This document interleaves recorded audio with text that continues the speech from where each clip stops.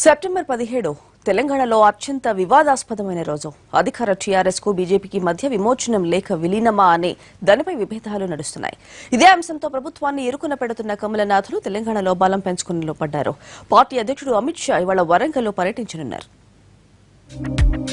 తెలంగాణలో 2 రోజుల పాటు బీజేపీ జాతీయ అధ్యక్షుడు అమిత్ షా పర్యటించనున్నారు. ఇప్పటికే 2 సార్లు తెలంగాణలో పర్యటించిన అమిత్ షా వరుసగా 3వ సారి కూడా రానుండడంతో పార్టీ క్యాడర్ ఉత్సాహంతో ఉంది.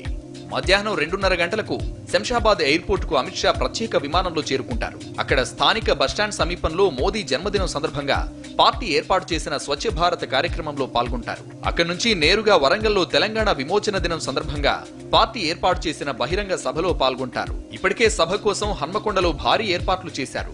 ఈ సంవత్సరం ఈ యొక్క ప్రోగ్రామ్ కి కంక్లూడింగ్ దీంట్లో మా యొక్క all India president Amit Shah గారు రావటం జరుగుతుంది. వారి యొక్క కార్యక్రమం వరంగల్ టౌన్లో హన్మకొండలో బస్టాండ్కి ఎదురుగా ఉండేటువంటి స్టేడియంలో సాయంత్రం 6 గంటలకి బహిరంగ సభ నిర్వహిస్తున్నాం.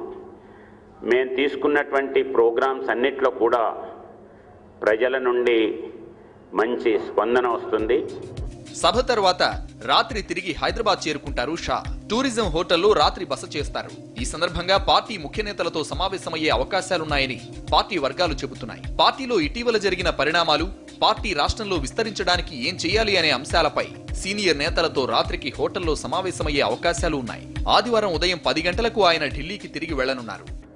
కాబట్టి నరేంద్ర మోడీ గారి యొక్క జన్మదిన సందర్భంగా స్వచ్ఛ భారత్ కార్యక్రమంలో హైదరాబాద్కు వచ్చిన తర్వాత శంషాబాద్ పట్టణంలోనే వారు మొదటగా ఈ యొక్క స్వచ్ఛ భారత్ కార్యక్రమంలో పాల్గొంటారు.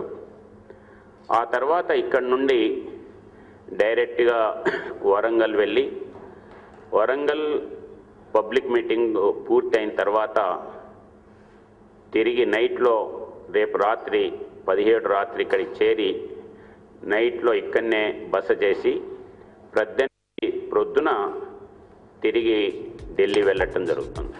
తెలంగాణ రాష్ట్ర పార్టీపై ప్రత్యేక దృష్టి పెట్టిన అధిష్టానం పెద్దలు ఒక్కొక్కరుగా తెలంగాణకు క్యూ కడుతున్నారు. ఇప్పటికే మోదీ ఒకసారి రాగా అమిత్ షా 2 సార్లు వచ్చారు.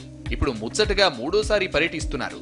మరి జాతీయ నాయకుల పర్యటనలతో ఎంతవరకు పార్టీకి మేలు జరుగుతుందో చూడాలి.